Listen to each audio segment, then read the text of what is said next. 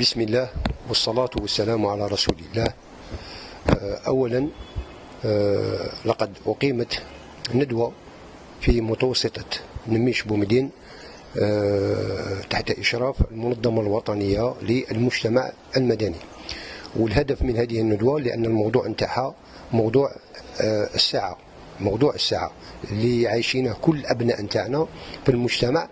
وهو التواصل الاجتماعي والجريمة الإلكترونية. إذن هذه الندوة هذه تناولها أخصائيين من مجموعة الدرك الوطني وكذا الأمن الوطني، وممثل عن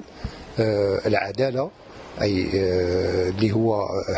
فايتين عليه هذه القضايا هذه، وكذلك الإمام مسجد عائشة أم المؤمنين، وكذلك اللي يشرف على هذا الاجتماع هو رئيس المنظمة الوطنية للمجتمع المدني. إذن والهدف من هذه الندوة هو أن نحرص على أن أبناء تاعنا يجتنبوا مثل هذه المخاطر اللي تحيط بهم في المجتمع، خاصة التواصل الاجتماعي بما فيه الفيسبوك وكذلك